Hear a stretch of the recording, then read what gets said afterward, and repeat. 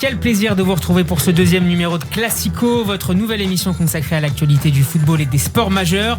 Classico, c'est désormais tous les lundis soirs à 21h. Autour de moi, ils ont passé leur week-end devant la Ligue 1 et ils ont bien apprécié les titulaires du soir. Vous connaissiez les frères Révelli, les frères Debord ou encore les jumeaux d'Eric dans Olive et Tom. Eux ont connu les frères Boli. Franck Tapiro, bonsoir. Bonsoir. Michael Tapiro, bonsoir. Bonsoir. Franck, vous êtes communicant et c'est votre première dans Classico. Bienvenue.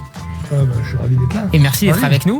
Michael, vous êtes fondateur et directeur général de la Sports Management School. Vous étiez déjà là la semaine dernière. On est ravis de vous retrouver à nouveau. Plaisir partagé. Et puis Lloris est le plus grand gardien de l'équipe de France, peut-être, mais lui préfère dormir en dessous de posters de Bernard Lama. Benjamin Krief, bonsoir. Bonsoir Steve, bonsoir à tous. Vous êtes avocat et vous rempilez à nouveau cette semaine. Merci d'être là. Merci Steve. Au sommaire de cette édition de la Ligue des Champions, 2 mois à peine après la finale du Final 8, la course à la coupe aux grandes oreilles reprend demain mardi. Paris-Marseille et le petit nouveau Rennes. Quelles sont les chances des clubs français ? Ce sera notre premier débat du soir. L'OM, une passion européenne dont on reviendra avec notre premier invité, Nathan Franqui, journaliste à RMC Sport. Il est l'auteur d'un documentaire diffusé ce soir, OM Folie européenne. On franchira également la Manche avec un week-end encore spectaculaire en Première Ligue, alors que Paris rencontre demain Manchester United. Retour sur l'état de forme des clubs anglais et notamment de la surprise Everton entraîné par un certain Carlo Ancelotti. Et puis Mediapro va-t-il couler les clubs français ? L'imbroglio avec le diffuseur espagnol continue. Quelles peuvent en être les conséquences ? Nous poserons la question à l'économiste du sport Pierre Rondeau. Voilà pour le sommaire de Classico, une émission où vous avez la parole. On sera en ligne tout à l'heure avec plusieurs d'entre vous. Classico, c'est à suivre en vidéo sur YouTube et Facebook. Laissez-nous vos commentaires. Classico, ça démarre tout de suite.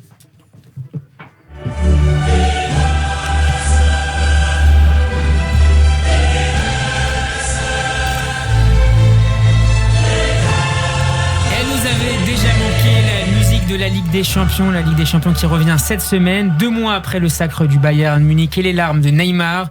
La plus prestigieuse des coupes européennes reprend ses droits. 3 clubs français sont en lice, le vice-champion d'Europe, le Paris Saint-Germain, l'OM et puis le petit nouveau Rennes. On va commencer par parler des Marseillais, si vous le permettez, messieurs. Marseille qui retrouve la C1 après 7 ans d'absence. La dernière participation du club remonte à la saison 2013-2014. À l'époque, l'addition avait été salée. 6 matchs, 6 défaites en phase de groupe. Ça nous donne 0 points. Une petite humiliation pour les Marseillais. Cette année, l'OM est dans le groupe C avec Manchester City, Porto et l'Olympiakos, que l'équipe d'André Villas-Boas s'affrontera mercredi en Grèce. Messieurs, est-ce que l'OM peut faire mieux cette année qu'en 2013 ? On leur souhaite. Franck ? On leur souhaite. Et puis c'est un retour parce que l'OM, en fait, on a l'impression que dans l'ADN de l'OM, il y a toujours eu ce rayonnement international. C'est-à-dire que il faut pas oublier quand même que c'est une équipe où de très très très grands joueurs européens, internationaux ont joué. Donc Moser, Francescoli, Boxic. Mais oui, donc une ville comme ça sans rayonnement international, c'est pas possible. Donc, je dirais ça fait partie de l'ADN du club. C'est dans l'ADN du club et je dirais même que quels que soient les résultats nationaux qui sont importants, les résultats en Coupe d'Europe ont toujours plus de répercussions. En fait, c'est une équipe qui va se reconstruire avec l'Europe. Donc comme ça fait des années qu'on attend, évidemment, parce que n'oublions pas que c'est le seul club champion d'Europe en France depuis 93, c'est le premier et le seul. Il y a eu d'autres champions d'Europe, Coupe des Coupes avec PSG un peu plus tard en 96, mais on attend que le retour de l'OM en Coupe d'Europe sonne un petit peu le retour, je dirais, en fanfare de tous les clubs européens. On sait qu'on a fait une sublime année. Cette année, on oublie parce que 2020, c'est une année pourrie, une année Covid, une année ce qu'on veut. Mais c'est la plus grande histoire. C'est la plus grande histoire de la Champions League, du foot français. On a eu 2 équipes en demi-finale, une équipe en finale qui perd que 1-0. Donc, je crois qu'on fait la fine bouche. On est vraiment des Français gaulois. On n'arrête pas de s'autocritiquer. Mais 2020, c'est une grande année du foot. Il faut savoir le reconnaître. Et on espère que l'OM va redorer avec son passé pour pouvoir relancer une nouvelle campagne. Benjamin, est-ce que l'année 2021 peut être une grande saison pour le football français à l'échelle européenne ? Je crois. Alors pour revenir à votre question initiale sur Marseille, oui, ils ont. Bon, c'est leur retour. Ça risque d'être quand même compliqué. Le groupe est quand même assez solide. City, Porto, c'est vraiment pas simple. Olympiakos, c'est pas simple du tout. Avec qui ont pris à l'extérieur. Donc effectivement, c'est leur retour. On attend de voir. La deuxième place est jouable quand même. La deuxième place est jouable. Oui, City sûrement peut-être devant, on espère. Enfin, on en parlera plus tard. Est-ce que City a enfin peut-être enfin la bonne année de City, on verra bien. City peut-être premier, on va dire. Et derrière, je crois que les 3 équipes, peut-être Olympiakos un poil en dessous. Mais ça va vraiment pas être simple pour Marseille, je pense. Mickaël, vous y croyez aux chances marseillaises ? Marseille a son rond de serviette en Champions League depuis leur victoire en 93.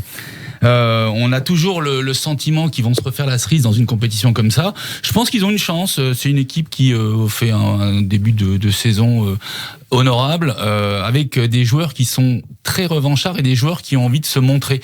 Pas simplement ceux qui ont envie de passer au mercato, parce que ça c'est important aussi, l'air de rien. Je pense que des joueurs comme Thauvin a besoin de C'est une fenêtre d'exposition pour ces joueurs. C'est la meilleure fenêtre d'exposition. Et c'est le meilleur moyen de faire en très très peu de temps ce qui peut débloquer une carrière. Pareil pour d'autres joueurs qui sont venus à l'intersaison. Je parle de Cuisance qui est un bon joueur. Alors comment vous l'avez trouvé justement, Cuisance contre Bordeaux samedi soir? Intéressant, c'est son premier match, donc laissons-le s'installer. Mais ce sont des joueurs qui ont besoin de ce genre de compétition européenne pour pouvoir vraiment s'exprimer. Et en tout cas, c'est le match de demain est le meilleur tremplin pour lui. Voilà, donc. Non, je suis très très favorable à ce trio. Je pense à Rennes un peu. Je pense à Rennes parce que Rennes fait un très bon début de championnat. Ils ont eux aussi des enjeux, des échéances économiques. Et ils ont beaucoup recruté. Ils ont beaucoup recruté et ils ont la petite pépite dont on a parlé la semaine dernière, qui s'appelle Kamavinga. Voilà, lui il a 3 matchs pour s'exprimer. Il a 3 matchs pour s'exprimer, c'est en Coupe d'Europe qu'il faut le faire. Avec en perspective la Ligue des Nations, l'Euro 2021 et la Coupe du Monde derrière. Donc pour ces joueurs-là, c'est aussi important de se montrer le mardi et le mercredi à la télé. Et surtout un joli contrat dans un des grands clubs européens. Rappelez-vous Mbappé quand il a commencé avec Monaco en Champions League. Les buts qu'il a notamment mis, contre City d'ailleurs. City que ça se joue. City, je sais qu'il y avait Leverkusen aussi, je sais plus, où il marque un but de 20 mètres, là, mais avec une assurance incroyable. C'est-à-dire que tout d'un coup, ce jour-là, il avait 17 ans, je crois encore, il s'est montré comme un vieux briscard, et puis il était là. Et en fait, c'est vrai qu'on voit les grandes carrières commencent toujours en Champions League. Il n'y a rien à faire. Vous pouvez être le meilleur joueur de Ligue 1 pendant des années. C'est comme ça. Parfois, il y a de très très grands joueurs de Ligue 1 qui n'ont jamais été, ne serait-ce qu'en équipe de France. Il faut avoir cette dimension internationale. Prenons le cas d'un joueur marseillais, Thauvin, qui est l'atout numéro 1 de l'Olympique de Marseille en championnat de France. Est-ce qu'il peut passer un cap cette année en Ligue des Champions? Ça y est, c'est l'année ou jamais. Il faut qu'il montre qu'au niveau international européen, donc la Ligue des Champions, il faut qu'il montre sur ces matchs-là qu'il est décisif. Effectivement. Ce qu'il n'a pas encore fait? Ce qu'il n'a pas vraiment fait. En fait, on attend le match où on va vibrer exactement référence. Alors malheureusement, il n'y aura pas de public, mais voilà, où la machine va s'emballer, Marseille sera mené, et c'est là que Thauvin va prendre le jeu à son compte. Il va nous mettre un but splendide qu'il a mis d'ailleurs ce week-end. Ouais.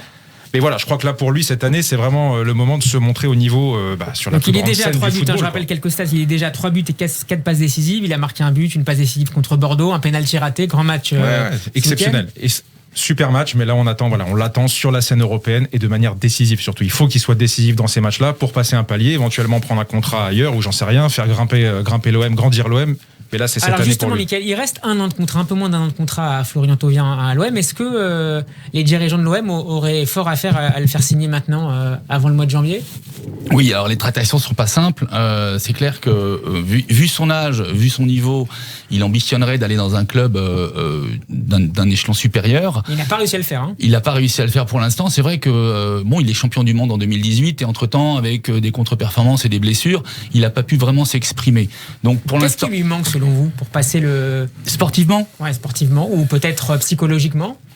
À mon avis, c'est totalement lié. Je pense qu'il faut qu'il prenne les rênes. Il a besoin d'être un peu patron. Il a un poste qui lui demande aussi d'être patron et surtout, c'est un leader. Il doit être un leader. C'est que ça me fait penser un petit peu à Griezmann quand il avait refusé ce poste-là. Je pense qu'il va le traîner pendant toute sa vie. Là, pour Thauvin, il est temps qu'il prenne les rênes en main et il est surtout sa carrière parce que pour l'instant, il est, je dirais, il a plafonné par rapport à son niveau. Il mériterait de jouer au-dessus et pour l'instant, il l'a pas prouvé. N'oublions pas Payet aussi. Payet qui va être un joueur décisif, qui était suspendu samedi. Qui est un joueur extraordinaire, qui lui a déjà montré un peu au niveau international, français et autres. Mais pareil, voilà, ça c'est des joueurs au niveau de l'OM. On attend vraiment qu'ils prennent le jeu à leur compte. Vous pensez là qu'on a un trio Payet, Cuisance, Thauvin? Alors Benedetto, il y a un gros point d'interrogation sur lui, mais vous pensez qu'avec ces trois-là, l'OM peut faire quelque chose? Moi j'ai un doute quand même sur, on va dire, allez, je vais le faire poli, la structuration du recrutement de l'OM. Je pense que tout ça a été fait un petit peu en décalage avec la réalité d'un club qui a de grandes ambitions. on ose. Maintenant, il y a même une blague sur Strootman, sur le prix qu'il a coûté, 60 millions. Ce qu'il rapporte aujourd'hui dans le club. Avec les salaires. Hein. Non, mais c'est monstrueux. Il a plus de 4 millions par an. C'est un truc de dingue. Et on se dit, mais vraiment, Strootman, enfin, qui a conseillé à l'OM de prendre Strootman ? Sincèrement, moi, c'est peut-être une grande idée. Bon, on voit à quel point elle est catastrophique. Mais vous imaginez comme ça peut plomber le budget d'un club. 60 patates, c'est quand même quelque chose d'énorme. Donc, il faut rappeler que c'était un choix de Rudy Garcia à l'époque. Ouais, il y a des choix. Comme quoi, il faut assumer tout. Mais franchement, sincèrement, je trouve qu'en fait, vous êtes obligé d'aller en Coupe d'Europe avec un groupe. Regardez la difficulté que le PSG a eu à faire une finale en 10 ans. Regardez, mais c'est du délire. Regardez l'équipe qu'ils ont eu, le bloc qu'ils ont eu. Et il a été sauvé en même temps en quart de finale avec Choupo. Enfin, grâce à Choupo-Moting. Grâce à Choupo, Mouto Shopping, comme je l'appelais, c'est son surnom. Mais vous avez vu un peu la difficulté d'avoir un vrai bloc. Donc, sincèrement, maintenant, ok, il y a des joueurs, mais moi, je ne crois pas en Coupe d'Europe pour une campagne comme la Coupe d'Europe. C'est un joueur, vous savez, le super-héros qui va venir et qui va vous faire gagner un club. C'est fini, ça. Il faut du 1 au 11 et sur le banc, qui est vraiment un arrière de banc terrible. Et là, pour moi, Marseille ne l'a pas aujourd'hui. Donc, même si le trio dont on parle est sûrement bon, et franchement, surtout Payet, qui est extrêmement bon techniquement, mais physiquement, comme le disent souvent des gens de Ligue 1, il a au moins 8 kilos hors taxe en trop. Donc, il y a encore de la marge. Mais derrière, est-ce qu'il y a le banc ? Est-ce qu'il y a des milieux de terrain ? Est-ce qu'il y a des récupérateurs ? Les attaquants devant. Strootman. Et est-ce que, même si j'aime beaucoup le gardien, mais qui fait quand même un match sur 4, un très bon match sur 4, notamment au PSG cette année, on y était pour le PSG-OM, il a très bien joué, mais le gardien, franchement, il est très sévère avec Mandanda. On a un très gardien sévère, très sévère. Je suis obligé d'être Benjamin sur Je Mandanda. m'inscris en faux contre cette controverse. C'est la première controverse de l'émission. Exactement, c'est la première controverse. Le champion du monde de l'irrégularité, Mandanda. S'il était aussi bon que pour PSG-OM en début de saison, mais franchement, c'est un meilleur Benjamin sur gardien. Mandanda, et puis on va prendre un auditeur. Alors, clash dans l'émission. Non, je suis en désaccord total. Non, je suis partiellement en désaccord pour être tout à fait honnête. C'est vrai que Steve fait parfois des boulettes, mais je crois que depuis certaines années, là, cette année, depuis qu'il a vraiment perdu du poids, il a réussi à être décisif. Il a vraiment été décisif. Et effectivement, c'est ce qu'on attend de lui en Ligue des Champions. C'est mental. Je suis tout à fait d'accord. C'est mental. On va prendre en ligne un auditeur maintenant. Bonjour Jordan. Jordan, est-ce que tu m'entends ? Bonjour. Oui, je vous entends. Merci d'être avec nous ce soir. Bonsoir Jordan. Bonsoir, Jordan. Donc vous êtes fan, Jordan, de l'OM. Est-ce que vous imaginez une belle année sportive à l'échelle européenne pour l'OM cette année ? On espère vraiment. On a envie de revivre l'épopée 2018 en Europa League. Alors là, c'est vrai que c'est un échelon supérieur, mais c'est vrai qu'on a envie d'y croire. On est excité depuis la fin du championnat de l'année dernière et l'officialisation comme quoi nous sommes deuxième. On comptait les jours et là on est à 48 heures du premier match de Ligue des Champions, une compétition qu'on retrouve. Et vous l'avez dit en intro, c'est vrai qu'on avait quitté de manière grotesque et de manière horrible, à savoir qu'on était la risée européenne de cette campagne-là. Donc on a envie les joueurs, je pense, le club a envie de se racheter.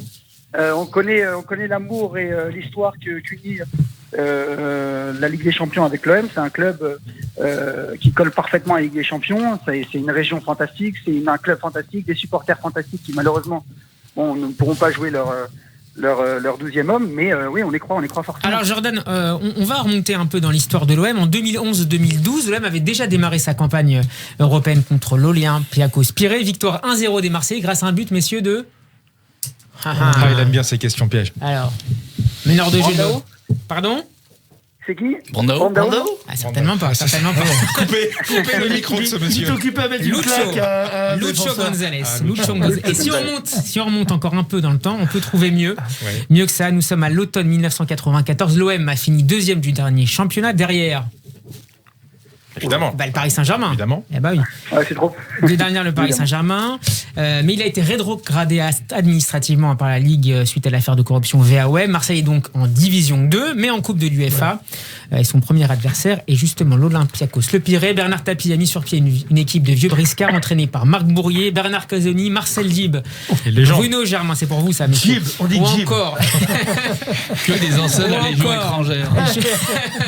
Ou encore Jean-Marc Ferreri qui encadrait les jeunes au Wakuboué. Amada Jambé, vous vous souvenez d'Amada Jambé ? Quel but Amada Jambé et Marc au stade Libra. Vélodrome contre Toulouse. Mais le vrai taulier mesure 1m90 et enchaînait les buts comme les bières. Son nom, Tony Cascarino. Thierry Roland et Jean-Michel Arquet sont aux commentaires sur TF1. Marquet. Oh là là. Ah oui. Super, Ferreri. Vous l'avez entendu, c'est très bien joué, oui. Ferreri. En plein boum, Cascarino. 2 fois, but. En 2 temps. Oh là, Yop la boum. extraordinaire. Yop la boum de Thierry Roland. Magnifique. Alors on est en ligne maintenant avec un journaliste de RMC Sport. Bonjour Nathan Franqui. Ah, on a un petit souci technique avec Nathan Franqui. On va parler avec lui de son documentaire OM Folie européenne. On repasse la parole à Jordan. Jordan, tu es toujours avec nous ? Alors, on a un double problème technique, c'est la soirée. Avec parenthèse, qu'est-ce que ça manque d'entendre les supporters hurler là dans le. Et surtout au Vélodrome. Ah là là, c'est quand même exceptionnel. Et ça va nous manquer énormément en Ligue des Champions pour Marseille, pour tout le monde d'ailleurs. Et là, c'est un nouveau Vélodrome en plus. N'oublions pas que le stade, on y a été récemment, c'est extraordinaire ce stade. Déjà il fait moins de bruit, je pense, qu'avant. Mais je trouve qu'on s'y sent mieux, moi. Je trouve qu'avant, il était trop ouvert. C'était trop ouvert avec les nouveaux travaux. Donc pour la Coupe du Monde 98. Ah ouais, il y avait une tribune où on était obligé de regarder la jumelle. Là, vraiment, c'est vraiment quelque chose de très compact. C'est magnifique. Moi, j'adore ce stade. Alors l'OM, exceptionnel. On va retrouver dans quelques instants Nathan Franqui. Ah, on me dit que Nathan Franqui est là. Bonjour Nathan Franqui. Oui, bonjour à tous. Merci d'avoir accepté notre invitation. Vous êtes journaliste à RMC Sport et vous êtes l'auteur d'un très beau documentaire en 3 parties, OM Folie européenne, un film dont la 3e et dernière partie est diffusée ce soir, du premier match de l'OM en Coupe d'Europe en 1962 jusqu'à la finale perdue contre l'Atlético Madrid en 2018. Nathan Franqui, est-ce qu'il a été difficile de convaincre les acteurs du club de raconter les coulisses de leurs exploits ? Pas du tout. Le plus difficile en général, c'est au tout début. Les joueurs, les entraîneurs demandent qui va intervenir dans le doc parce qu'ils veulent pas être les seuls. Mais dès qu'on enregistre quelques oui au départ, après les oui s'enchaînent et en général c'est un cercle vertueux. Et étant donné qu'on a énormément d'images, énormément de souvenirs, énormément d'anecdotes, de techniques, de tactiques, voilà, c'était pour la plupart un grand moment, un moment de plaisir, un moment de partage. Beaucoup se sont prêtés au jeu et beaucoup m'ont accordé beaucoup plus de temps qu'ils n'en avaient au départ. On partait souvent sur des entretiens de 30 à 40 minutes et on a souvent dépassé 1 heure. Alors le film dévoile évidemment les secrets de la victoire de 1993. Qu'est-ce qui a permis Nathan Franqui de réussir là où l'OM avait échoué 2 ans plus tôt ? En 93 ? Oui. Alors, il y a plusieurs facteurs. Le premier facteur, dans la préparation notamment, ils ont fait tout l'inverse de ce qu'ils avaient fait à Paris, où Bernard Tapie avait vraiment bunkerisé tout le monde. C'est ce qu'il explique dans l'épisode 2 du documentaire. Et là, vraiment, c'était vraiment le Club Med. C'est les mots d'Éric Dimeco. C'était open bar, la presse, les amis. Pour relâcher la pression. Oui, exactement. Il avait fait revenir Chris Waddle. C'était vraiment ambiance déconnade. Et ce qui avait inversé vraiment la tendance, c'était le fait qu'en 91, tout le monde pensait que ça allait être une formalité, cette finale contre l'Étoile Rouge de Belgrade, alors que face au Milan, qui était favori en 93, qui avait gagné ses 6 matchs de poule dans une poule plus difficile que celle de l'OM, alors que l'OM, cette saison-là, avait été beaucoup plus laborieux, forcément, arriver en position d'outsider et en relâchant complètement la pression a été sûrement le critère qui a permis à l'OM de se préparer au mieux pour cette finale. Et après, c'est le destin, quoi. C'est-à-dire que tout ce qui n'a pas souri contre Benfica, contre Belgrade, ça a souri. Les arrêts de Barthez, quand il fallait. Et après, voilà, le mental, la nouvelle fraîcheur. Et la petite forme de Van Basten et de Jean-Pierre Papin. On va écouter, Nathan Franqui, un extrait de votre documentaire. Marseille, c'est l'Europe, c'est le cœur. Marseille a réussi à créer quelque chose de magique avec la Coupe d'Europe. Ça te prend aux tripes et t'as pas envie que ça cesse. J'ai senti le Vélodrome bouger en fait. J'ai senti que c'était un tremblement de terre. Dans ce stade, j'ai l'impression que tout bougeait en fait. Je n'imaginais pas que l'OM c'était comme ça. Il faut vraiment y être dedans, le vivre pour se rendre compte de ce que ça représente. Dimitri Payet, enchaînement de frappe, allez frapper, extérieur pied droit, et le but. On ne peut pas jouer à Marseille si on n'est pas un joueur de caractère. Parce que moi j'étais un poteau, j'ai vu la main de Vata. Pour un joueur de foot, jouer des finales, on n'en joue pas 200 dans une carrière et la perte c'est difficile. C'est là où il fallait les arrêter. Putain, j'aurais eu ma statue sur la Canebière. L'année on a fait 0 points. Ah ouais, là, honte. Tu salis l'image du club. Et Tapie avait toujours dit, Rappelez-vous, on ne vous oubliera jamais. Quand tu gagnes ces matchs, tu marques l'histoire. Fallait le refaire, je le referais. On ne peut pas dire non à une finale de Coupe d'Europe ici à Marseille avec ce club-là, c'est pas possible. Le documentaire OM Folie Européenne ce soir pour sa dernière partie sur RMC Sport. Nathan Franqui, une question de Mickaël Tapiro. Oui, bonjour Nathan, merci beaucoup pour ce reportage et pour ce gros documentaire. C'est passionnant parce que c'est comme toutes les grandes épopées footballistiques, ça nous rappelle d'excellents souvenirs. On a vu ça aussi avec Saint-Etienne dans les années 70 et Reims dans les années 50. Qu'est-ce qu'on ne sait pas déjà que vous allez pouvoir révéler dans ce documentaire? Quels sont les scoops les plus déterminants sur le fonctionnement de l'équipe ou même à la limite ce qui se passe à l'intérieur? Alors, il y a plusieurs choses. Il y a d'un côté les anecdotes sur comment les joueurs ont préparé les différentes campagnes, les anecdotes à l'intérieur des matchs, les préparations. Notamment, moi, il y a quelque chose qui m'a beaucoup surpris. J'en avais parlé un petit peu en off avec lui juste avant la finale 91 sur Jean-Pierre Papin, sur qu'est-ce qu'il aurait fait, qu'est-ce qu'il fallait faire pour ne pas perdre cette finale face à l'Étoile Rouge de Belgrade. Et lui, il nous explique dans le documentaire, par exemple, que lui aurait sorti Pascal Olmeta juste pour la séance des tirs au but, comme Louis van Gaal avait pu faire en Coupe du Monde plus récemment. Voilà, c'est le genre de choses que lui aurait souhaité voir. Après, ça peut être des anecdotes entre les joueurs du vestiaire, avec le mode de fonctionnement, avec la direction. Voilà, c'est plutôt des aventures humaines qui ont été racontées, qui ont été revisitées. D'accord. On a l'impression justement que dans le titre de 93, il y a beaucoup plus de légèreté. D'ailleurs, on parle souvent de l'entraîneur Raymond Goethals qui écorchait tout le temps le nom des joueurs de son équipe et de l'équipe adverse. On a l'impression que justement à un moment donné, quand ils ont lâché prise, ils ont réussi à attraper cette coupe aux grandes oreilles. Pourquoi est-ce que ça s'est pas reproduit par la suite? Comment ce groupe s'est-il désagrégé? C'est simple, hein. C'est dans la foulée du titre de champion d'Europe, il y a eu les conséquences de l'affaire VAOM, qui a donc fait passer le club en quelques semaines, en quelques mois du paradis à l'enfer, et qui l'a empêché de jouer la Coupe intercontinentale dans les mois qui ont suivi ce sacre. La Super Coupe d'Europe, la Coupe intercontinentale, qui a été exclue de la Coupe d'Europe suivante, 93-94, alors que le club n'avait même pas encore été sanctionné par la justice française. C'est pour ça qu'il y a eu lieu un énorme bras de fer entre Bernard Tapie, la FIFA, l'UEFA et la Fédération française de football. C'est un épisode très méconnu qui est très très bien raconté par Philippe Tournon, l'ancien chef de presse de l'équipe de France dans l'épisode 2, qui a accompagné donc Jean-Fourné Fayard à la FIFA, et la FIFA FIFA et UEFA avaient menacé d'exclure tous les clubs français de toutes les Coupes d'Europe et toutes les équipes de France de toutes les compétitions internationales si jamais Bernard Tapie ne retirait pas son recours à l'époque, souhaitant l'annulation de l'exclusion de l'OM de la Coupe des Champions. Après, c'est la Fédération française de football qui a mis la pression à Bernard Tapie pour retirer ce recours. Sinon, ils auraient tout simplement retiré l'affiliation de l'OM et l'OM aurait disparu de la carte du football français. Et c'est à voir ce soir sur RMC Sport, OM Folie Européenne. Merci beaucoup Nathan Franqui d'avoir été notre invité. C'était un plaisir, merci. À bientôt. Merci. Au revoir. Au revoir Nathan, merci. Au revoir.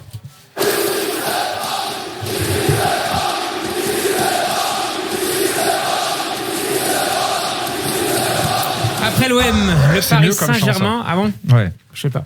Le vice-champion d'Europe est dans le groupe H avec Manchester United, les Turcs d'Istanbul, Başakşehir et de Leipzig. Un groupe pas trop compliqué a priori pour les joueurs de Thomas Tuchel. Après les larmes de Lisbonne cet été, messieurs, est-ce que ça peut être l'année du PSG ? Benjamin ? Oui. Je commencerai par oui. Mais je commencerai par un oui, mais. Alors oui, effectivement, je crois que ça peut être la bonne année. Mais surtout, ne refaisons pas les erreurs qu'on a faites ces dernières années, c'est-à-dire de commencer la saison en mettant une pression pas possible sur les épaules des joueurs du Paris Saint-Germain en disant faut cette que l'OM année... fasse du tapis, quoi. Pas tapis 93. Voilà. Non, mais il faut y aller, il faut faire du Giroud. Il faut y aller sans trop y aller. On joue le maintien, c'est ça ? Je n'irai pas jusque-là, mais non, mais vraiment, blague à part, il faut absolument pas mettre trop la pression à ce groupe. Ce groupe a tout pour remporter la Ligue des Champions, on le sait. L'année dernière, ils ont fait une campagne exceptionnelle. Ils se sont renforcés, peut-être qu'on en parlera. Enfin, en tout cas, je pense pas qu'ils ont perdu de qualité. Mais en tout cas, il faut absolument pas commencer la saison en ayant cette pression irrespirable au-dessus d'eux et qui, je crois, a causé les déconvenus qu'on a connus contre Barcelone et Manchester. Franck, est-ce que le groupe n'est pas un peu moins fort que l'année dernière ? Notamment en termes d'expérience, on a perdu Thiago Silva, Cavani, qu'on retrouvera peut-être cette semaine avec Manchester United? En fait, pour moi, là, c'est bon. Même si Thiago Silva est un immense joueur, peut-être un des plus grands attaquants de la planète, j'ai toujours pensé qu'il n'était pas un joueur des grands moments. Et malheureusement, il suffit de voir tous les grands moments du PSG, il est à chaque fois passé à côté. Et j'ai été à Barcelone, j'ai vu la remontada sur le terrain. Il jouait derrière le gardien. Donc à un moment, c'est bien d'avoir des grands joueurs comme Neymar, mais moi j'attends des grands joueurs qui soient grands peut-être, mais grands dans les grands moments. Et un grand joueur se voit toujours dans les grands moments. Le reste, c'est de la littérature. Moi, je ne connais pas un grand joueur.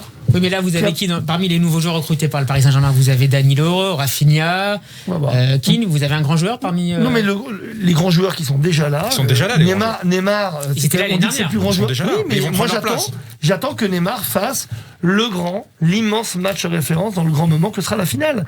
Parce que faire une grande demi-finale comme il a fait, mais une demi-finale de rêve, et être absent, pour pas dire jouer contre son équipe en finale, c'est juste surréaliste. Il s'est isolé, il revenait pas. Il a fait l'inverse de tout ce qu'il a fait pendant toute la saison. On attend aussi, bien entendu, Mbappé. Parce qu'Mbappé, on l'attend dans une finale. On attend, pour moi, un des joueurs exceptionnels depuis des années, c'est Di Maria. Di Maria qui est fantastique, on l'attend. Donc il y a des joueurs exceptionnels. On a un gardien, c'est un des meilleurs gardiens au monde, avec, évidemment, le gardien du Bayern, qui est quand même, lui, un extraterrestre. Donc moi, je suis pas d'accord. Je pense que cette équipe a largement de quoi être championne d'Europe. Maintenant, on va voir derrière ce qui va se passer, comment est-ce que justement le départ du Thiago Silva va être géré. Pour l'instant, Kimpembe, pour moi, répond complètement à l'attente. Mickaël.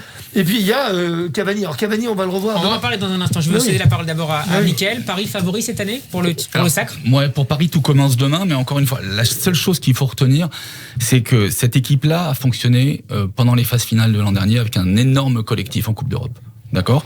Faut pas qu'ils se prennent pour les vice-champions. Il faut que les cartes soient redistribuées. Maintenant, pour faire un pont avec ce qu'on a dit tout à l'heure autour de l'Olympique de Marseille, n'oublions pas que l'équipe de 91 de l'Olympique de Marseille, sur le papier, est largement supérieure à celle de 93 qui, pourtant, gagne le titre. Papin, donc, notamment. Voilà, tout dépend du collectif et tout dépend de l'expérience. L'expérience, on commence à en avoir. Ça fait maintenant 10 ans. C'est pas mal. Sur le collectif, voilà, on avait des trous sur des joueurs sur les côtés, sur le milieu de terrain. Je pense que ça a été comblé. C'est simplement l'animation offensive qui laisse une question qu'à mon avis on résoudra demain. On va prendre maintenant par téléphone un supporter du Paris Saint-Germain. Bonjour Benjamin. Oui, bonjour Steve. Merci d'être avec nous ce soir dans Classico. Est-ce que tu penses que ça peut être la bonne année pour Paris? En fait, je vais rejoindre un peu ce qui s'est dit là jusqu'à maintenant. Voilà. Pour reprendre l'expression de Benjamin Krief, c'est oui, mais avec un mais. Combien de fois on a entendu le slogan cette année c'est celle du PSG et à la fin combien de fois finalement on se dit non, finalement ce sera pour l'année prochaine.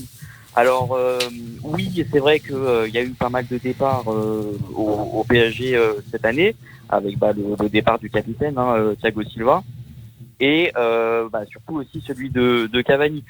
Alors Cavani, justement, Benjamin, c'est 200 buts, toutes compétitions confondues avec le PSG. On dit qu'il s'entraîne comme un fou pour jouer contre Paris cette semaine. Alors il sera peut-être certainement pas dans sa forme, sa plus grande forme, la plus grande forme de sa carrière. Est-ce que vous avez été déçu, Benjamin, par la manière dont il a quitté le PSG cet été? Franchement, oui. J'aurais pensé qu'un joueur comme lui, alors après il était adulé par le Parc des Princes et moi le premier, Cavani, j'étais un pro Cavani depuis la première heure. Le voir partir comme ça juste avant de vivre ces moments merveilleux qu'on a vécu cet été avec la finale, oui, je suis très déçu. Non mais clairement Cavani méritait un hommage à la Rai. Moi je pensais à Rai. Je l'imaginais pleurer devant le virage, et voilà, c'est ça qu'on aurait voulu vivre pour Edinson Cavani. Ça aurait été un stade vide, il y avait le Covid.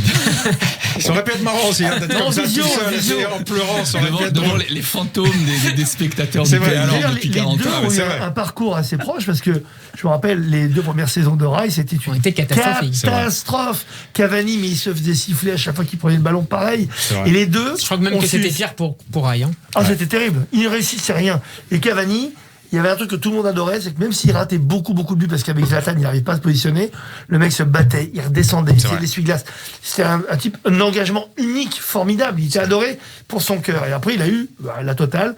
le cœur, les buts et l'attitude exceptionnelle. Alors qu'est-ce que ça va donner à Manchester ? Je sais pas si on en parle maintenant ou pas, mais on va enchaîner, on va parler de Manchester. Alors le match du PSG contre Manchester et puis on enchaînera sur la Première Ligue. Est-ce que vous pensez que ce match contre Manchester est dans les cordes du PSG 2020-2021 ? Oui, bien sûr, non mais complètement. C'est Paris Saint-Germain supérieur, c'est difficile à dire. Manchester l'a joué ce week-end, a gagné. Je pense que pour l'instant ces deux équipes, c'est très tôt dans la saison encore pour dire qui est meilleur, mais clairement Paris a ses chances de gagner contre Manchester pendant ce premier match. A ses chances ou est favori ? Est favori. Non mais clairement, encore une fois, ne mettons pas de pression au Paris Saint-Germain. Le Paris Saint-Germain est favori sur ce premier match, je pense. Voilà, Manchester a gagné là ce week-end sans être très étincelant. Moi j'aime beaucoup le petit Rashford, il est vraiment exceptionnel ce joueur, d'où l'arrivée de Cavani. J'aimerais y croire. Sachant qu'il y a aussi Martial. Il y a aussi Martial. Cavani, franchement, on aimerait y croire. Cavani, on parle avec le cœur avec ce joueur. Tout le monde l'aime. Les Parisiens, les Marseillais, tout le monde aime Cavani. C'est vraiment un joueur qu'on adore. Est-ce qu'il va réussir à Manchester ? Je lui souhaite. J'en suis vraiment pas sûr. Mais je lui souhaite.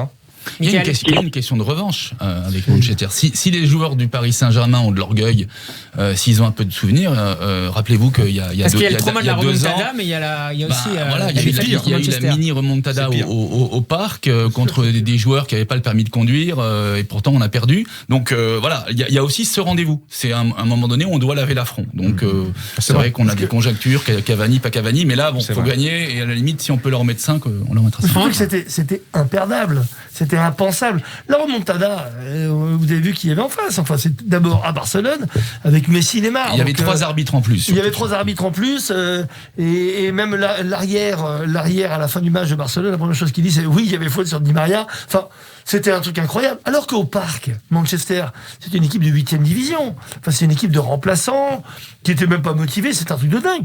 C'est Paris qui les a remis dans le sens du jeu. C'est un truc de fou. Alors après, il y a eu le truc de Kipembe où les 2 dos, ils sautent et la balle partait à 50 mètres à droite du but et l'arbitre s'est fait un penalty. Mais c'est même pas une erreur d'arbitrage, c'est une faute surréaliste. Donc, je pense que à un moment, on n'est pas victime. Je crois qu'on a généré beaucoup de choses comme ça. Et je suis d'accord avec Mickaël, c'est laver l'affront. Puis surtout, on a vu que l'équipe du Paris Saint-Germain a un mental différent. On l'a vu pendant les phases finales de Champions League. Je pense que ce mental-là va rester. Je pense que c'est un acquis. C'est peut-être le principal acquis de ces 10 dernières années.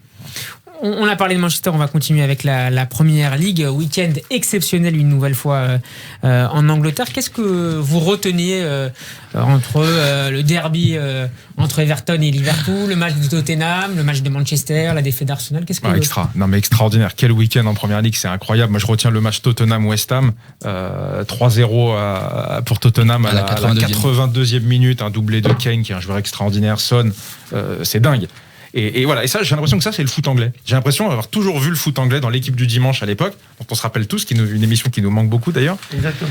Où à la dernière minute, on voyait des buts exceptionnels, des égalisations, des retournements de situation. Pour moi, c'est ça la Première Ligue. Et ben voilà, ça a continué encore ce week-end avec des remontadas. Et c'est pas la Ligue 1. Je sais pas comment on dit remontada en anglais, mais c'est exactement ça. Remontada. Remontada. C'est exceptionnel.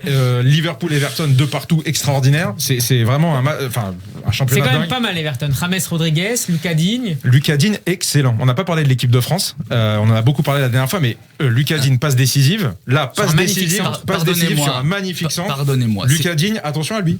C'est très bien de parler d'Everton. Je suis tout à fait d'accord. C'était une équipe de tricard jusqu'à maintenant. Le facteur X, c'est Ancelotti. C'est clair que les joueurs, ils les avaient entre-temps. C'est vrai que James est arrivé récemment, mais il a remplacé un très bon joueur, etc.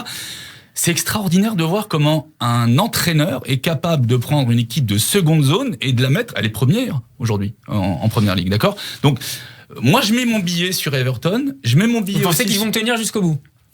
Non. Je pense qu'ils seront dans les 3 premiers.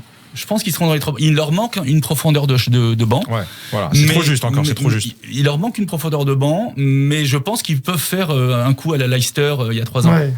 Leicester, la ville, pas l'expression. On a vu d'ailleurs un très beau match de Wesley Fofana qui a été extrêmement présent en défense après son transfert à Saint-Etienne. Comment vous avez trouvé Liverpool ? Alors, s'il vous plaît, parce que le match de Liverpool, l'agression, c'est mon coup de gueule, c'est mon coup de gueule.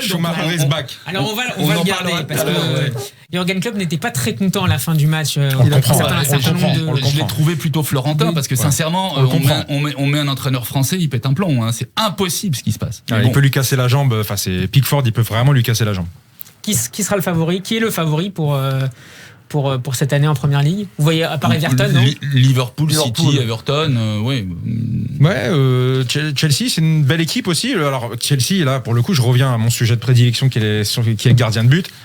Kepa, c'est absolument incompréhensible, ce gardien. Il a été recruté, je crois, plus de 80 millions d'euros au Betis Séville. C'est incroyable. Mais c'est incompréhensible. Je ne sais pas si vous avez vu les buts qu'il prend là encore ce week-end. Mais le pauvre, c'est incompréhensible, vraiment. Je peux pas expliquer le but qu'il prend. Le pauvre, si, le manque de confiance, en fait, c'est catastrophique. Il sort avec le pied, il rate le ballon, il revient, il rote. Le pauvre, c'est l'enfer. On va l'appeler Chelsea qui a un nouveau gardien. Bêtise de Chelsea. Ouais, exactement. Vraiment, le pauvre, c'est une catastrophe. Donc, du coup, tout ça pour dire que le recrutement de Mendy va apporter à ce club, à cette équipe, ce dont elle va avoir grandement besoin. Vous pensez cette que Mendy est au année. niveau de la Première Ligue? Ouais. Ah ouais, clairement. Non, mais là, on est dans. Notamment sur le plan athlétique. Si on me lance sur les gardiens, là, on est sur l'entraîneur des gardiens français de Rennes qui était à Chelsea aussi, Christophe. Lolichon. On est dans cette école-là, donc qui lui vient de Rennes également. Là, il a été chercher Edouard Mendy qui vient de Rennes. On est dans une très grande école de gardiens. Et qui était le mentor de Petr Cech. Non, mais exactement. Là, je mets mon billet. J'en ai pas, mais en tout cas, je le mets quand même pour dire qu'Edouard Mendy, ce sera vraiment un succès. Et en tout cas, ça pourra pas être pire que Kepa et Caballero sur le banc. Vraiment, c'est pour un club de ce niveau-là, avoir des gardiens de ce niveau, c'était incompréhensible. On parle maintenant dans Classico des droits télé de la nouvelle polémique Mediapro. Le président du groupe sino-espagnol Jaume Jurés avait annoncé la semaine dernière vouloir renégocier le prix du contrat à la baisse, ainsi que le deuxième versement. Il refuse de payer dans un premier temps ce deuxième versement qui était prévu le 6 octobre et d'une valeur de 172 millions. Et on a appris tout à l'heure que l'Assemblée générale de la Ligue de football professionnel avait validé le prêt de 112 millions d'euros que va demander l'instance pour faire face à cette terrible crise des droits télé que vivent les clubs français. On est en ligne maintenant pour en parler avec Pierre Rondeau. Bonjour. Bonjour. Merci d'avoir accepté notre invitation. Vous êtes économiste du sport, notamment à la Sports Management School de notre ami Mickaël. Pierre Rondeau, est-ce que le football français court à sa perte avec cette affaire Mediapro? Alors là, une faillite, ou en tout cas une catastrophe, courir à sa perte, pour le moment, et je dis bien pour le moment, c'est un bien grand mot. Parler de faillite immédiatement, en tout cas dans les jours ou semaines qui viennent, ça me semble assez improbable dans la mesure où, vous l'avez précisé, les clubs viennent d'obtenir un crédit de 112 millions d'euros auquel se rajoutera les fonds propres directement de la LFP. Donc pour le moment, pour l'instant, face au non-versement des droits TV qui représentent parfois plus de 60% du budget d'un club, pour faire face à ce manque gagné, qui vient se rajouter en plus aux recettes de billetterie altérées par la crise économique et à la faiblesse du mercato de cet été, pour le moment, les clubs vont pouvoir payer leurs salaires, payer leurs retraites, payer leurs charges via un apport de trésorerie, via ce crédit. Et il faut souligner que la manne des droits TV, Pierre Rondeau, représente plus de 1 milliard 153 milliards d'euros. C'est absolument colossal dans le budget des clubs. Alors voilà, et sur le total, Mediapro, c'est 780 millions d'euros de droits payés pour la Ligue 1 et le reste pour la Ligue 2, ce qui fait au total un investissement dans le football français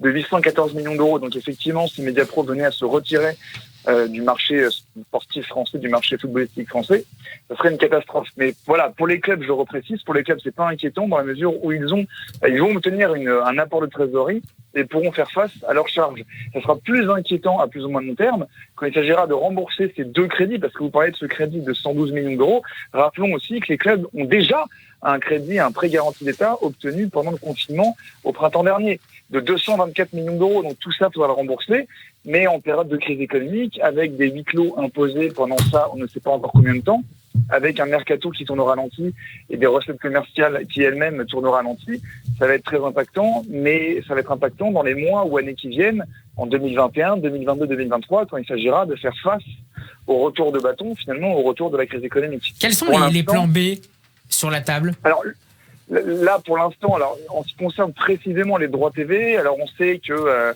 le versement qui n'a pas été versé de 172 millions d'euros a été bloqué par Mediapro auprès du tribunal de commerce de Nanterre.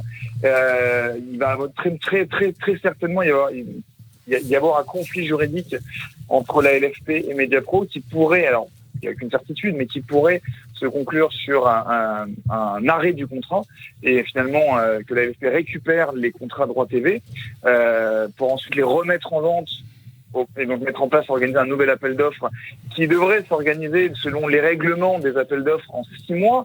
Donc supposons, admettons que Mediapro perde le contrat droit TV qu'il soit récupéré par la Ligue. Donc on ne pourrait plus voir de matchs de foot à la télévision pendant quelques mois, si je comprends bien. Alors l'alternative, justement, à court terme, c'est 6 mois d'organisation, si on respecte encore une fois le règlement, l'alternative, c'est que soit la LFP diffuse elle-même les matchs, soit elle revende journée par journée les droits TV. C'est-à-dire qu'une chaîne pourrait acheter uniquement la 30e journée, la 25e journée, la 26e. Par exemple, la 24e journée, c'est le classique OM-PSG. Très certainement, des chaînes seraient intéressées par cette journée. Mais ensuite, d'autres pourraient ne pas être diffusées, ou même diffusées par France 2, par M6, par TF1, par Amazon, par Netflix, par Beansport, par Canal, journée par journée. Et ça sera pour la saison 2021-2022, si Mediapro se retire, que les droits seront de nouveau vendus et achetés par un diffuseur pour une période de 3 ans. Franck Tapiron, est-ce que les autorités de l'État ont intérêt à s'impliquer dans ce dossier Mediapro ? C'est compliqué parce qu'il y a quand même un contrat entre une entreprise, Mediapro, et la Ligue. Alors, la Ligue de foot, bien entendu, c'est toujours... L'État a garanti un prêt. Absolument, l'État a garanti un prêt. Ce qui est compliqué, c'est que à force de trop intervenir, si l'État intervient dans tout, vous savez très bien comment ça se passe.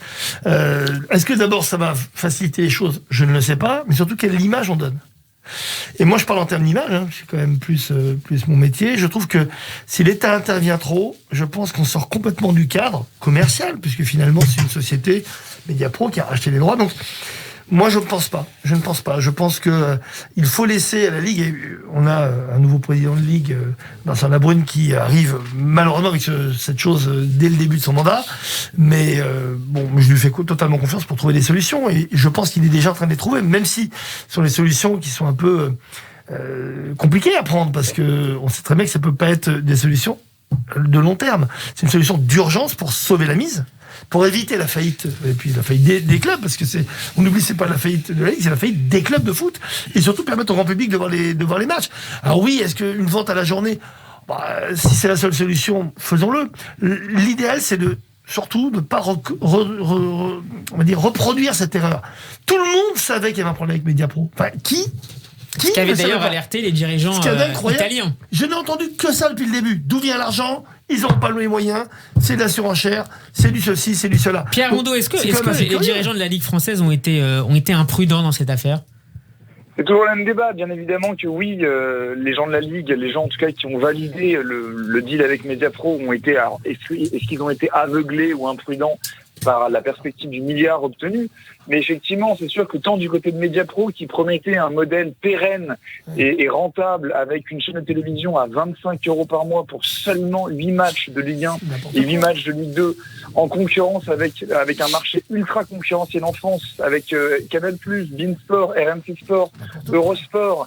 Mécaniquement, je pense que les fautifs sont à voir tant du côté de Mediapro, qui a cru à un modèle impossible à appliquer en France, et la Ligue, qui a cru, sans demander au préalable une garantie financière ou bancaire auprès de Mediapro, qui a cru qu'une chaîne étrangère, sans aucune expérience ni notoriété en France, pourrait s'implanter durablement et concurrencer directement deux acteurs historiques que sont Canal+ et Beansport. Une question... Donc il y a eu de l'imprudence ou de l'aveuglement, mais en tout cas, il y a eu une faute. Une question de Mickaël Tapiron. Ouais, plus qu'une question, c'est peut-être une situation, et je parle bien sûr sous le contrôle de Pierre.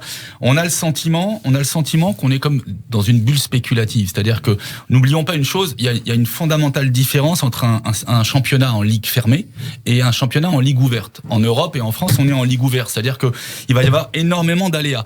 Là, on voit bien, à la fin de l'année, même si les mercatos ont été plutôt profitables, l'immense majorité des clubs sont déficitaires. C'est clair qu'avec la manne de Mediapro, on sait très bien qu'il le fera jamais. Il faudrait 3,5 millions d'abonnés à 25 € pour pouvoir combler. Donc, quelque part, quand on signe, on le sait très bien. Mais on est dans une sorte de dumping. On monte. Et en fait, là, aujourd'hui, on se rend compte d'une chose, c'est que la première, c'est que le Covid, pas simplement dans le sport, dans d'autres industries aussi, a révélé toutes les faces sombres de ces systèmes où quelque part on n'est pas pérenne, on travaille avec des entreprises qui sont systématiquement déficitaires. Ça, c'est la première chose. La deuxième, c'est que la L1 n'est absolument pas stratégique et que les droits de vente de la L1 à l'étranger ne valent pas grand-chose. Elle valait pas un milliard. Et la dernière chose, et c'est pas parce que c'est quelque chose que je porte depuis une dizaine d'années, Pierre le sait, Franck aussi, est-ce qu'il serait pas temps de s'asseoir à une table au niveau européen pour peut-être réfléchir au modèle économique des ligues ouvertes qui sont systématiquement déficitaires, à contrario des ligues fermées comme aux États-Unis. Regardez la NFL, la NBA, le hockey. Ces entreprises, en tout cas ces systèmes, ces ligues sont toujours profitables et le sont malgré le Covid. Pierre Rondeau, une réaction à ce que vient de dire Mickaël Tapiro? Non, mais dans le fond, en plus, il le sait, Mickaël, on est plutôt d'accord dans l'ensemble. C'est sûr qu'il faudra passer par ça. En tout cas, il faudra y discuter. Bien évidemment que ça fait des années que, d'ailleurs, tous les acteurs du sport professionnel le savent, ça fait des années que les chaînes de télévision ne sont pas rentables. Ça fait des années que beIN Sport, que RMC Sport, que Orange avant eux, que TPS et maintenant Téléfoot ne parviennent pas à dégager des profits sur la simple diffusion du football français, voire du football européen. Et ça a directement des répercussions sur les clubs. Effectivement, les clubs aujourd'hui, sauf des cas particuliers, les clubs aujourd'hui ne sont pas rentables et ne sont pas capables de dégager des recettes d'exploitation excédentaires. À chaque fois, c'est compensé par un apport de l'actionnaire, compensé par de la vente de joueurs à l'étranger, mais il y a toujours une incertitude et une instabilité chronique. Donc, bien évidemment, si on veut réduire cet aléa, réduire cette incertitude et commencer à considérer un club de foot ou un club de sport professionnel comme une entreprise, il faut passer par des modèles qui fonctionnent, et des modèles qui fonctionnent aujourd'hui, c'est le sport américain, c'est le modèle de ligue fermée. Alors oui, le problème c'est qu'on va faire face à une culture différente, à un état Quelle tristesse, pardon, je vous interromps. Quelle tristesse, mais quelle tristesse, bon sang, si on doit en arriver à des championnats fermés, sans montée, sans descente. Mais pour moi, on perd l'essence même du foot, quoi. S'il n'y a pas peur de descente, s'il n'y a pas, si on ne peut pas se battre en deuxième division pour monter en première, mais bon Dieu, à quoi sert le foot? Mais à l'époque, c'était vrai au niveau amateur. Je suis désolé. Moi, cette émotion-là, elle est valable en sport amateur. En sport professionnel aujourd'hui, regarde. Mais quand tu as autant de décalage, comment tu passes du foot amateur au foot pro? Mais je vais te dire, quand tu as autant de décalage. Mais c'est même pas de décalage, c'est un univers différent. Entre le foot pro, on va dire, tu prends du PSG jusqu'à, allez, tu descends, OL, OM, et tu t'arrêtes au 6e, 7e club. Après cela, c'est des économies différentes, c'est des écosystèmes différents. Donc déjà, au sein même de la L1, tu as des chocs aujourd'hui qui sont abyssaux. Des chocs de jeu, technique, de gestion, d'argent et d'ambition. Donc ils jouent pas la même chose. Quand tu joues le maintien, comme on le disait à l'époque avec Giroud, c'était génial. Mais le maintien aujourd'hui, quand tu t'appelles PSG, OM, OL, ça n'existe pas. Tu joues la Champions League. Donc encore une fois, c'est clubs. Mais c'est ça l'intérêt. C'est un paradigme différent. C'est pour ça que je pense que la ligue fermée est la seule solution. Non. Tant qu'on a, j'espère pas. Non, mais je le fais à l'envers. Comme il n'y a aucune autre solution pour rendre les clubs rentables, la seule solution à essayer et à tester, quitte à se donner 2-3 ans pour y arriver, pouvoir faire un aller-retour, c'est la ligue fermée. Au moins qu'on aille au bout. Mais comme il y a des modèles qui marchent aux États-Unis sur des sports très compliqués avec des moyens énormes comme sont le basket, le baseball, etc., pourquoi ne pas le faire en Angleterre? Europe, ils y arrivent en Angleterre. En Angleterre, on a des joueurs de deuxième division qui sont aussi riches que nos clubs de moyens, mais alors, plus. En Angleterre, c'est totalement possible. Non, mais c'est totalement différent parce que le système anglais est quasiment communiste. C'est-à-dire que dans les droits télévisés, dans le reversement des droits et surtout dans des moyens qu'on donne aux clubs qui descendent en seconde division, on leur donne suffisamment de moyens pour qu'ils puissent recandidater. À preuve du contraire, franchement, on est très très peu ému du fait qu'un club de deuxième div monte en première div, mis à part si on est un fan absolu, mais ça va pas faire la différence. La grande question qu'on se pose systématiquement, c'est de se dire, est-ce que ce club, lorsqu'il va monter en première division, aura les moyens suffisants de stabiliser? Voilà, donc c'est toujours un problème on de moyens. oublie complètement la logique sportive si on fait ça. Merci beaucoup Pierre Rondeau d'avoir été avec nous dans Classico cet après-midi, pour cette soirée. À une prochaine fois. Bien, avec grand plaisir. Merci. À bientôt Pierre. Merci. À bientôt Pierre. À bientôt. Salut. Allez, nouvelle chronique maintenant pour presque terminer cette deuxième émission. Coup de cœur, coup de gueule des chroniqueurs. Vous avez, messieurs, 1 minute 30 chacun. Le chrono est parti. Benjamin, vous commencez avec quoi aujourd'hui ? Alors, je commence avec un autre sport que le football. On va tester un peu autour de cette table. Qui est capable de parler de cyclisme ? Mon coup de gueule, c'est la chute d'Alaphilippe. Oh là là. Ah, catastrophique. Enfin, vraiment une image, mais horrible. Alors, sans faire de technique, savoir pourquoi il est tombé ou autre, vous avez, je pense, tous vu l'image. Il touche une moto. Alors, il y avait devant une moto de l'assistance et derrière la moto de l'assistance, une moto du jury. La moto de l'assistance freine, on ne sait toujours pas pourquoi. Et la moto du jury, du coup, pile. Sauf que la moto du jury étant à l'intérieur du virage, là où allaient passer les coureurs, eh bien, Julien Alaphilippe n'a pas pu l'éviter alors que les deux premiers l'ont évité. Mais mon coup de gueule, c'est quoi ? C'est de dire comment c'est possible qu'on ait autant de motos, de voitures, de gens dans un peloton cycliste. Ce que je dis, ça a l'air assez logique, Mais c'est dingue. Il y a 4 jours, il y a une chute dans le Giro. Pareil, Giro, c'est le Tour d'Italie. Bravo. Merci. Et Steve ne le savait pas. Merci. Le Tour d'Italie. Giro. Non, Steve, je l'ai vu dans ses yeux, ne savait pas, il allait dire Je d'Espagne. comprenais pas, Il allait dire déjà moi. Je lui ai soufflé, mais avec le masque, on voit pas. Ah non, je savais, je pourrais voir quand vous me regardiez comme ça. Il y a 4 jours, il y a eu une chute dans le Giro. Exactement à cause d'une moto. Il y a eu des chutes dans le Tour de France à cause d'une moto. Il y a eu des chutes dans le Tour de France à cause des gens, à cause des chiens, à cause des. Oui, voilà. Bien joué. Merci, Mickaël. Voilà. Donc il n'y a pas de coup de cœur. C'est un coup de gueule aujourd'hui. C'est un coup de gueule, c'est même plusieurs. Moins de motos, moins de voitures. Alors, et faites attention aux coureurs. Le bon élève. Voilà. Ouais, moi j'ai commencé par le coup de cœur. C'est le match de rugby Nouvelle-Zélande-Australie qui a eu lieu un après-midi en journée avec 45 000 personnes à l'Eden Park. Le stade était plein, il y avait une ambiance, il y avait du beau jeu, c'était agréable, il y avait du rythme, c'était merveilleux. Et ça faisait longtemps qu'on n'avait pas vu une grande compétition, un grand match de rugby déjà, dans un stade plein et l'après-midi. Donc ça, vraiment, ça a été un grand plaisir. Mon coup de gueule, VAR.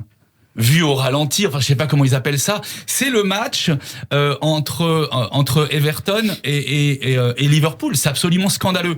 Que le gardien Pickford fasse une faute absolument abjecte sur Van Dijk à la 11e minute. Soit. Ils sont 3 plus quelqu'un devant la vidéo. Et les 4 se regardent et se disent, mais en fait, il n'y a rien du tout. On va mettre hors jeu. Il n'y a ni carton jaune, ni carton rouge, ni pénalty. C'est exactement comme si, à Séville en 82, pour France-Allemagne, on avait eu la chance d'avoir un... Van Dijk, le nouveau Battiston. Van Dijk, le nouveau Battiston. Oui, à peu de choses près. En tout cas, c'est un grand sacrifice. C'est un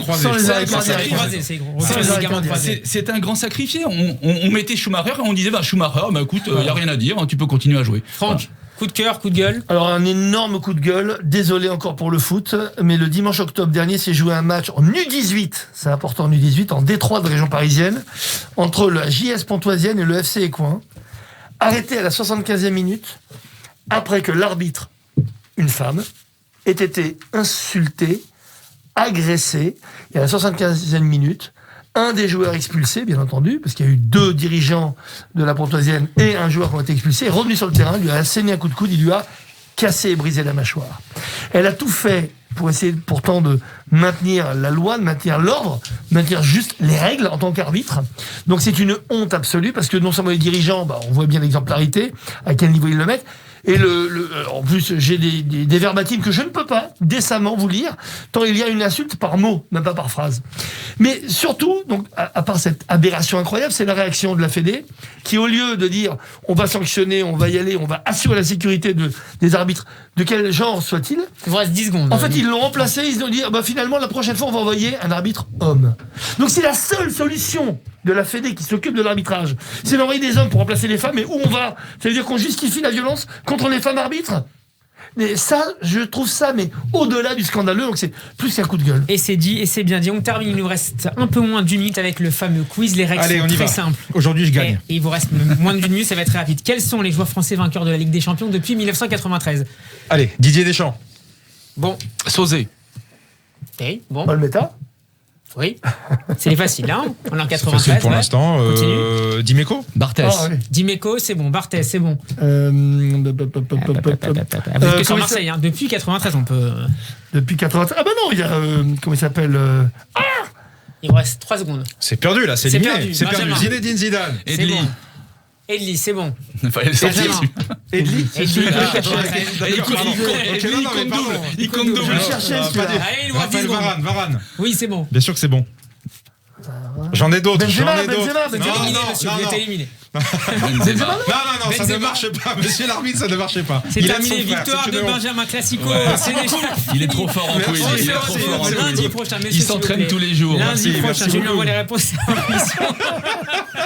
On se retrouve lundi prochain à 21h. En attendant, vous pouvez retrouver l'émission en podcast et en vidéo sur Facebook et YouTube. Tout de suite, la soirée continue en compagnie d'Avenir Azoulay. Messieurs, c'est le Festival Oriental. À lundi prochain. Bonsoir.